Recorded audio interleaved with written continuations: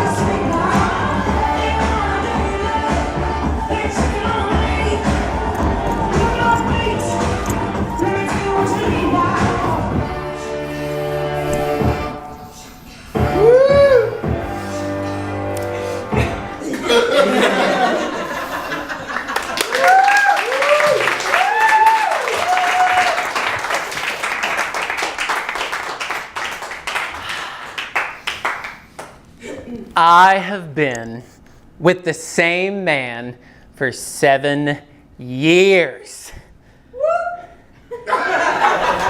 What, no applause? When a queer tells you he's been with the same man longer than the duration of a suck and fuck down at the manhole, you applaud. You know how long that is in gay years? My relationship is older than Grindr. So we've been together a while, and honestly, I couldn't have asked for more in a man. He's Hispanic, educated, bilingual, has a great job, loves cats, and lets me wear a backwards cap and work boots when we fuck. Yeah. Everything a good Christian boy prayed for as a child. We've seen the world together. And I mean that in the literal sense, not the melodramatic Nicholas Sparks way. We've been to Bilbao, Saint Sebastian, Greenwich, Darlington, London, New York, Tijuana, Indiana, Idaho, and the luxurious indoor water parks of the Wisconsin Dells. But all of these places pale in comparison to our trip to Maryville, Tennessee to meet my family. Due to my graduation a few months earlier, Mikey was able to dip his toe in the Parks family by meeting the immediate women. My Aunt April, a 5'2" hairdresser who exclusively drinks Diet Mountain Dew, smokes menthols, and is my personal hero. She was accompanied by my granny, a woman known for the deep red color of her hair, love of coffee, and accumulated bracelets on her wrist. Also present was my sister Laurel, a fiery 24-year-old whose hair color revolves with mood change, and the godfather of the group, my mother, a sarcastic woman who has an unnatural obsession with the University of Tennessee football. All immediate members that Mikey loves and adores, but they were only a fraction of the crazy he was going to encounter.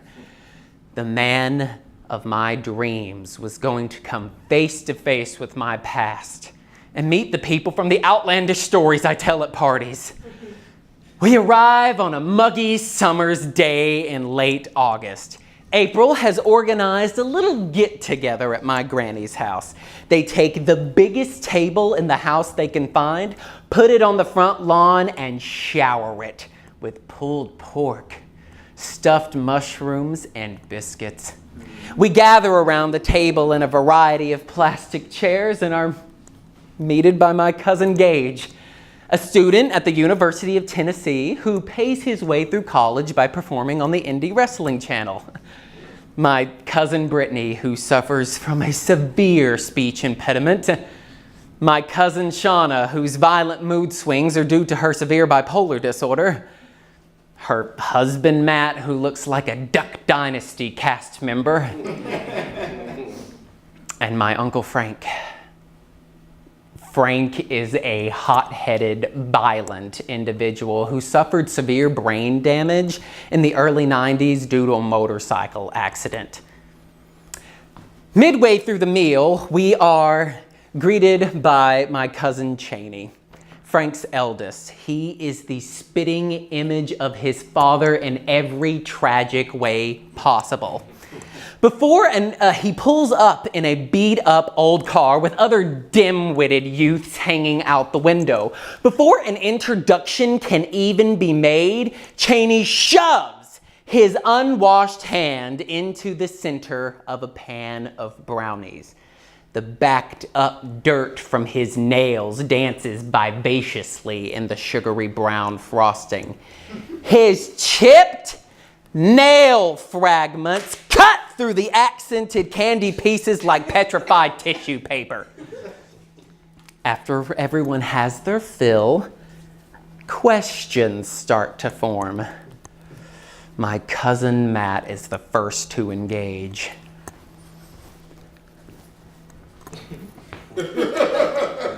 So, Mikey, where are you from? Tijuana? Really? This baffles Matt because it never occurred to him someone can be Mexican and also have a lighter skin tone. Well, I'm just baffled. I'm just so surprised. As Matt fumbles around looking for words, my meth-addicted uncle crawls out of the nearest sewer drain and decides to speak. Well, what don't you understand, Matt? He's a Franklin, my Aunt April chimes in. We told you, if you was gonna be here, you can't say that shit. Now sit there and shut up. I wish I could say that was the end of the story. Now, anytime my aunt and I get together, we split a bottle of wine. Earlier that day, she showed me the preferred bottle and we put it on ice. I walk into my grandmother's house looking for a corkscrew and the bottle.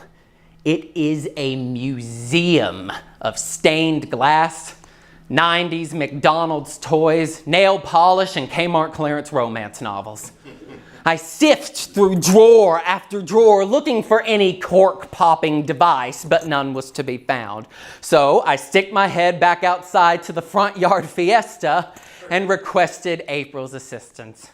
As April and I looked through all the drawers, we're greeted by Cheney, then Gage, Brittany, Mama, Laurel, Granny, Shauna, Matt, Daniel, and all of their children.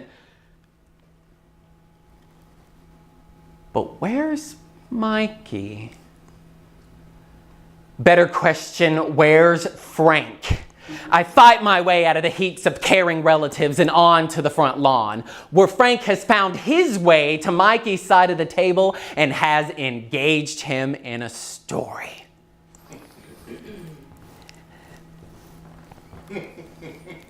I took Harold to Miami in 1998.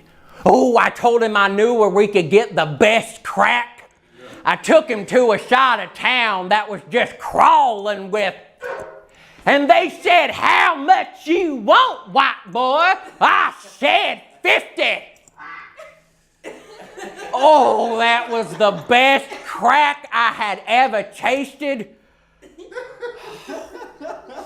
I never should have taken Harold to Miami. Every time you saw him, he was surrounded by doing crack. I was baffled. I wish I could say that was the end of the story. Suddenly, the beat-up car from earlier appeared on the front lawn. This time, the windows are rolled up and are covered in a solid black tinting. Well, this is it! Thousands of dollars in loan debt, and I'm going to be taken out by a mystic figure in a 97 Buick LeSabre.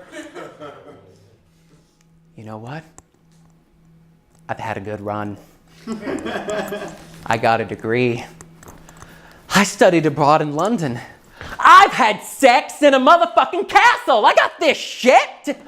I fought my way out of a circle of otter-hungry bears on the dance floor of Roscoe's. I can handle anything from these Walter White posing fucks. Come at me. Amongst my internal monologue, Cheney dashes from the front lawn into the house. He quickly returns with a thick brick-like substance in his hand. He then licks the brick vivaciously as he approaches the car. He then gives the brick to a single hand peeking out of the tinted glass. And then the car takes off into the thick summer mist of Poplar Street. Finally, after a series of drunk uncles, drug deals, and racial slurs, Mikey's initiation into the Parks family was over.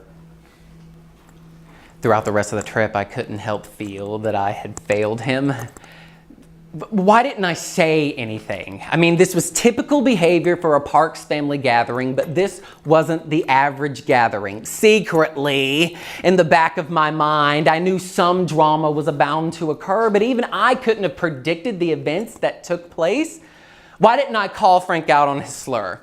Or tell Cheney to conduct his business elsewhere, knowing these people how I know them?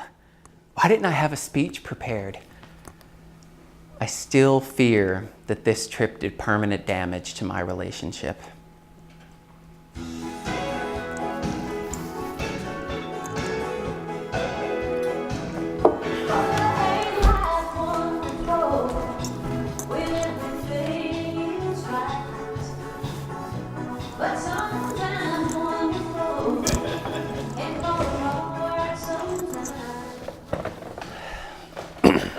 I had went over to Mom and Daddy's and we were talking about Cheney. And of course Frank started in with his usual thing. If you just let me beat the shit out of him, he would have been fine. And if you just let me beat the shit out of him through the years and all that stuff, he would have been A-okay. And I started in with, that it was deeper than that. And half his problem was every single time he turned around, he wanted to beat the shit out of him and that he needed help. Well, that pissed Frank off and he started getting in my face. And You know me. No one gets in my face. And it was face to face. Mama's on one side of us and Daddy's on the other side. And I said, you just need to back off and get out of my face. Well, he starts pushing. Well, I push back. Well, then he just started coming at me. We were fighting in the dining room and stuff, and Mama's trying to get in between us to break us up, and I'm trying to get her out of the way, and honestly, he got the better part of me because I was trying to get Mama out of the way.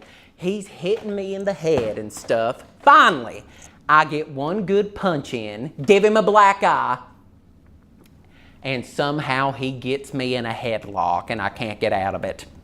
Finally, Mama gets in between us and gets him off me, and at this point, I'm so mad, I start crying, and Mama finally gets Frank to go outside, and I'm sitting down there with Daddy, and he says, April, I saw you get one good punch in, and I thought you got him good.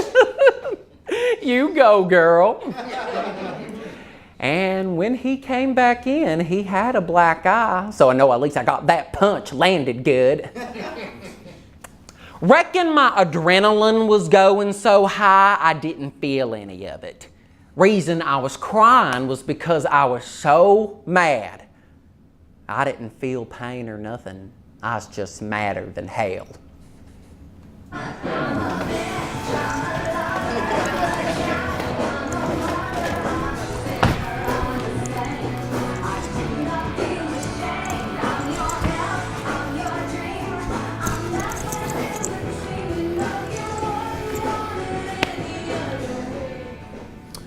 So, supposedly, Frank and Brittany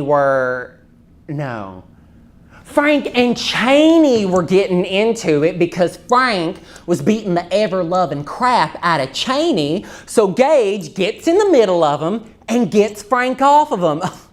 Well, then Frank wants to fight Gage. So Gage is like, sure, let's fight. Then Frank pulls a knife out on Gage, and Gage is like, really? You're gonna be pulling on me right now? You're really gonna be acting this way? So when Frank pulls the knife, Gage gets the knife gone, but when he pulls the knife, Granny calls the law. So the cops get there, and Gage is like, no, we're fine, it's no big deal. Well, your grandmother called and said that he tried to pull a knife out on you. Well, he did, but he didn't hurt me. Well, we have to take him to jail. So he went to jail. And then we get over to Granny's house, and Brittany either found out that she was pregnant or something. And so Brittany starts going off on Mama. So I go off on Brittany, and then Shauna starts going off on me, and I tell Shauna that I am not afraid of her and that she needs to shut her mouth, and then Shauna lunges at me trying to fight me. I was terrified. Matt's holding her back, and Mama's got me, and I'm like, I'm not gonna fight her. I don't wanna fight her. The reason I was yelling at Brittany is because she was yelling at Mom. And Shauna was like, she wasn't even yelling at your mother. And I was like, oh my God. You don't even know what the hell you're talking about. I said, yes, she was, or I wouldn't be yelling at her. I said, you're trying to take up for Brittany when she's yelling at everybody else when she has no right to be yelling. And then everybody just left. It's like everybody was there for 15 minutes, stab, and then everybody just left.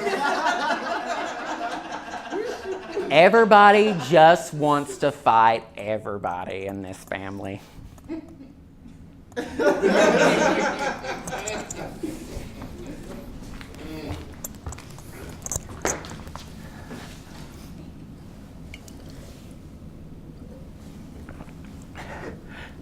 I'm 10. It's Wednesday in the middle of a school year. On a typical day, my mother gets me up, pours me a bowl of cereal, makes sure that I've brushed my teeth, makes sure that she's unplugged the curling iron, and takes me to school. But today isn't a typical day. It's well past 7:30 and my mother hasn't gotten me up yet. I can hear the sounds of my sister getting ready, the shower faucet turning on and off, the slamming of drawers, the packing of bags. Has she forgotten about me? Am I gonna get to miss school? Yes! Okay, maybe if I stay really quiet, she won't notice me and I'll get to watch movies all day.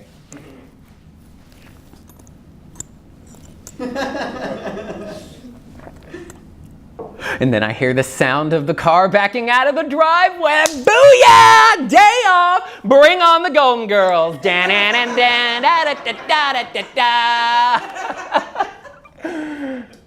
As I peer through my sleep face and my eyes start to focus, I can see my mother waiting for me.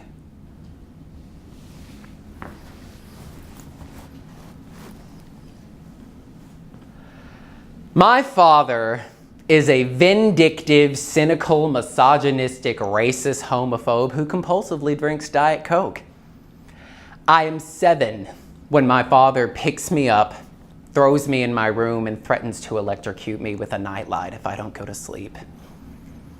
My father defends my grandmother when she tells me I can't come to her house until I lose weight. My father continues his defense when she gives me nothing but a tree-shaped brownie for Christmas. My father tells me to quit talking about my dreams so much and to not be surprised when I don't make it. My father's Facebook background says a good Muslim is a dead Muslim. My father tells me all Jews are liars. My father spends 12 hours a day in our uninsulated garage playing on the computer and doesn't join us for dinner. My father calls me a communist when I rent a Jane Fonda film. My father picks up our pet Dachshund and throws it across the room so he has a place to sit down. My father refuses to come to my graduation. My father leaves my mother on the night of my dance recital. My father has been married 6 times and has cheated on every single one of his wives.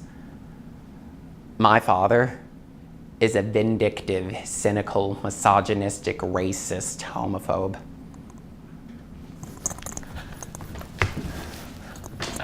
I'm 10. It's Wednesday in the middle of a school year. My mother tells me to get dressed because she has somewhere important. She wants to take me. I sit next to her in the car and we listen to music.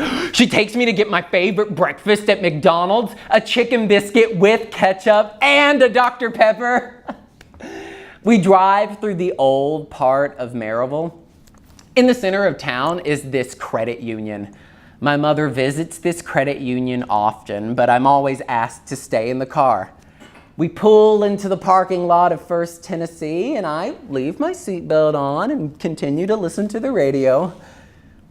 My mother turns off the ignition and asks me to come inside. A few months earlier, we go to my grandmother's to give her some of my soccer pictures.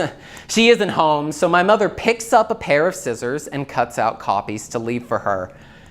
My Uncle Frank enters the kitchen in a drug-induced rage and starts to hassle her about money. My mother takes the scissors, points them at Frank, and says, "If you persist, I am not afraid to stab you in the chest." As their argument escalates, Frank turns to me and says, "You want to know the truth, Jericho? You want to know the truth?" What truth?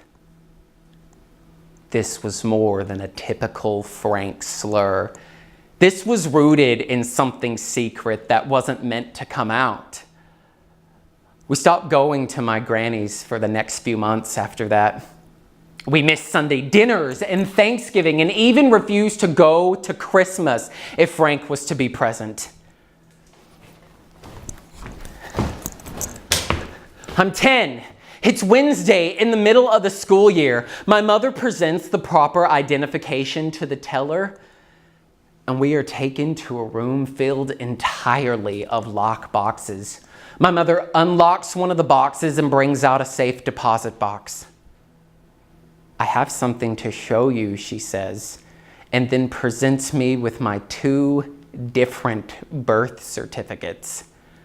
One of them with the last name Bowling, the last name that I use on every test, the last name my mother took after marriage, the last name that is the butt of every joke on the playground, and my apparent original certificate that possesses only my mother's maiden name, Parks.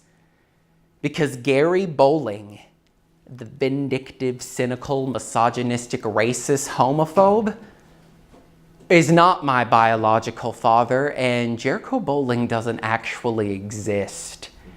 The only evidence I'm given to who my biological father actually was is my middle name, Blue. A stage name he used in a band that my mother gave to me out of spite. After that day, Bowling has been a name that I've worked hard to hide from friends, hospitals, banks, and universities.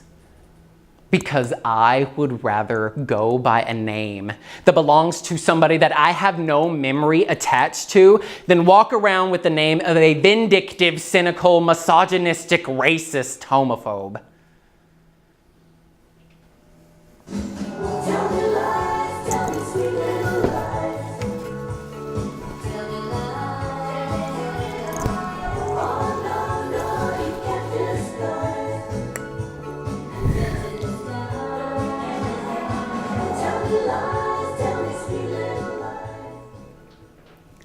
Gary used to tell everybody that he went to the Vietnam War, and he didn't.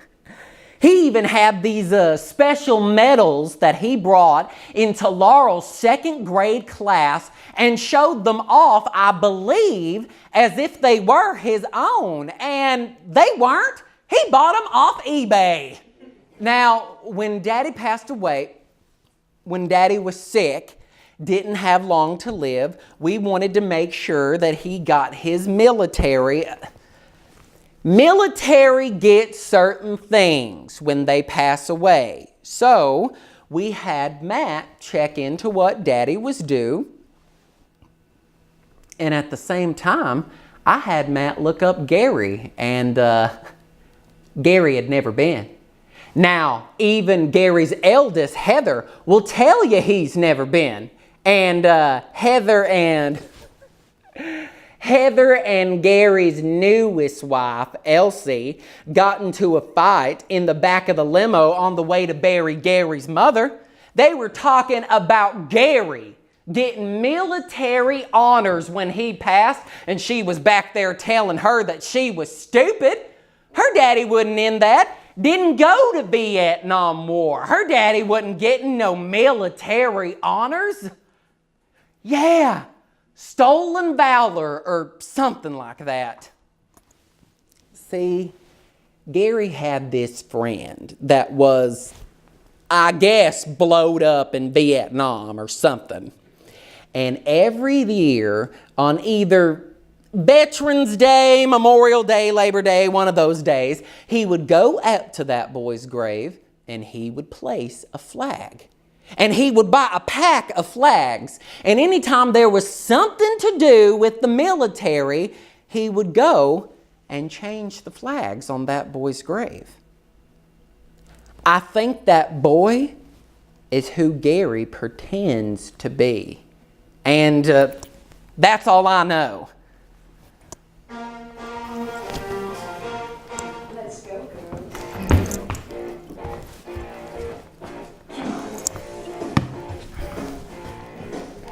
I'm going out tonight. I'm feeling alright. Gonna let it all hang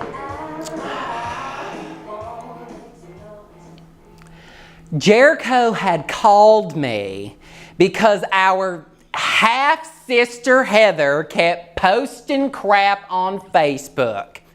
This was around the time that Duck Dynasty guy had said all that anti-gay stuff. And all Jericho was trying to say was he wasn't surprised the guy was a bigot. Well, then Heather starts in on Jericho saying that he didn't believe in freedom of speech and that he hated Christians. You know, one minute she's all equal rights and the next minute, you know, burning in damn hell. So I messaged Heather back and I was like, what the heck? I said, you need to lay off Jericho, and if I hear of you going at Jericho again, I'm going to be the one to drive my butt all the way down to Morristown and handle it myself. I said I might be the little sister, I said, but I can handle my business plus Jericho's. And of course she said, like, I have nothing against you. You're just hearing what Dad tells you, what Dad wants you to believe. So I went over to Dad's and he showed me the text messages where Heather had said that Jericho's nothing but a boy living up in Chicago, having some old man take care of him and pay his bills. And I messaged Heather back and I said, Jericho might be with an older man and they split the bills 50-50. But don't you call an older man every other month when you need money? What's his name again? All right. Daddy when you want something, Gary when you don't.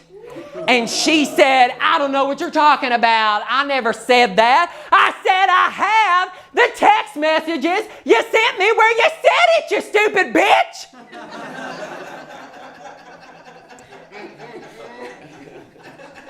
And then she unfriended and blocked Jericho.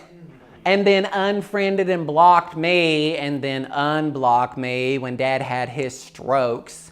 So now we're friends on Facebook, but I still don't like to talk to her.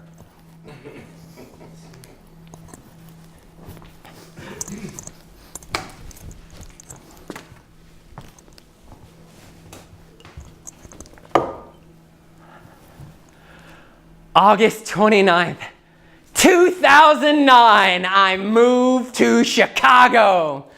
I am accepted into Columbia College and have a room at the University Center, which is a futuristic looking hellhole at the intersection of State and Harrison. The University Center has multiple different housing types, including apartment style, where you can have your own room, bathroom, kitchen, and a common area that you share with 3 other people. You can cook your own meals and be as sociable as you desire.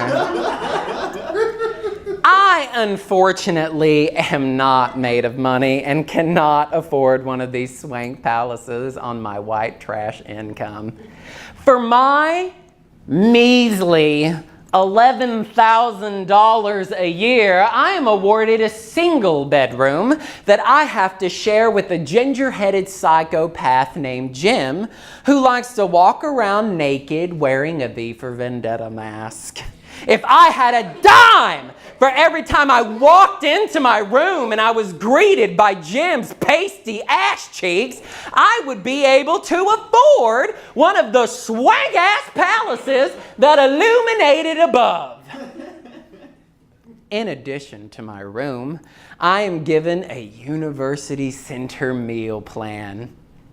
All the food at the UC is served buffet style. At first, this is the coolest place that I'd ever been. Little did I know the private Vietnam War my body was about to go through. The UC's highly processed meals caused me so much constipation, I didn't shit for literally a week. Do you know how much shit your body can harbor from a week worth of buffet-style chicken nuggets? A fucking lot. My first week in Chicago and I am backed up with so much shit that I can't walk straight. I feel like a Boston cream donut someone forgot to put an asshole on. My first day of class, I get up early because Columbia has organized a special event for all the incoming theater majors. We are going to have a meet and greet with the faculty and staff, and then a private tour of the Goodman Theater. This is it! This is the moment I'm going to walk into the Goodman Theater, shake hands with the artistic director. He's going to tell me that there is a role that I am perfect for. Then wham, bam, superstar. With my newfound excitement, I decided to load up on pancakes and bacon.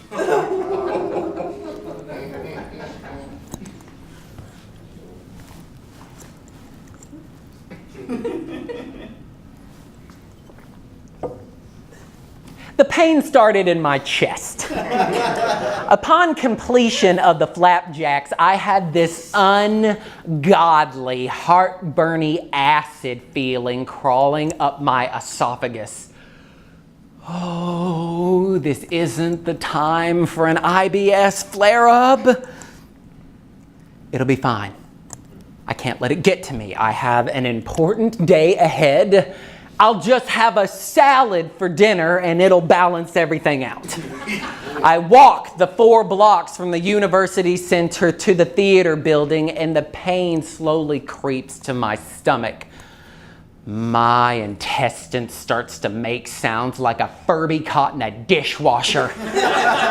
Not today, Jericho! This is a very important moment, and you don't want your first shit in a week to be when you are meeting the artistic director of the Goodman. No one will hire you if you get all Jackson Pollock on your Fruit of the Looms. It'll be fine. It's just gas. I'll crack a few farts on Randolph Street. And by the time I get to the Goodman, I'll be completely drained. I make it to the theater building entrance. By now, the pain has moved lower and has morphed into a painful, burning mixture. Maybe I've just got a shit.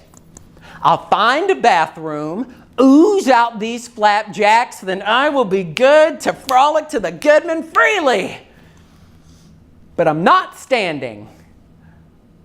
I can't stand. The pain is sunken so deep that I can't physically stand. I wave over the nearest theater major and have them call me an ambulance. My first day at Columbia. Or as I like to call it, the day my balls exploded. That's right, my first week in Chicago, and I am having 2 testicular torsions. 2! Both of them at the same damn time. But you know what they say, balls of a feather twist together. I walk into the ambulance and am instantly greeted by a buff, blonde paramedic who is way too peppy for this nut-twisting moment. I lie down on the gurney and he asks me a series of questions. Where did you feel the pain? How long have you had the pain? What's that accent? Are you enjoying Chicago?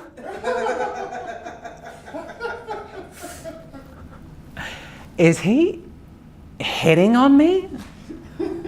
Like, right now? We just established that my balls are in no state for friendly activity, so what does he think is to be had in this moment?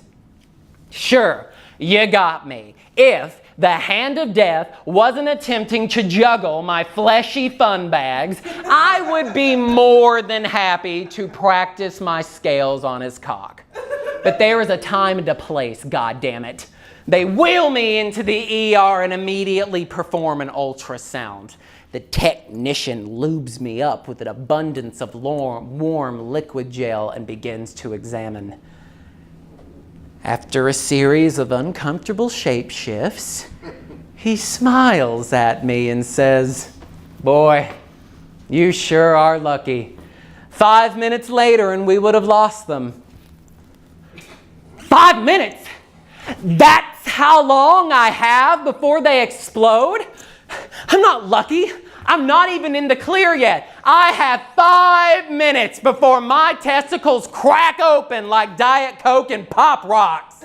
So let's quit the chit-chat, de-lube my goob, and stamp these fuckers! As I wait for a group of nurses to prep me for surgery, a horrifying thought crosses my mind. What if the surgery is so severe I have to move back to Tennessee? I'm the only one in my family ever to make it out. I am one of 2 in a graduating class of 500 to be accepted into a university outside of the state. If I have to move back now, all of my auditioning, research, and money will have been for nothing. I have worked too hard for this opportunity to be cut short due to my exploding kebabs. Nothing is going to prevent me from getting what I want out of life. And my success is certainly not going to be put on hold due to my dysfunctional bonbons. Bring in the doctor, bitch! I'm spread eagle and I need his healing touch. It's been 7 years since the operation and I'm doing fine. I'm proud to say that I never moved back home. Instead, I got a degree, studied abroad, booked a commercial, modeled in a trade show, been in numerous stage plays, had 2 hot-ass threesomes, and wrote this shit! But I still get nervous anytime Mikey and I have to go through airport security in fear I'm gonna set off an alarm with whatever they put in my testicles.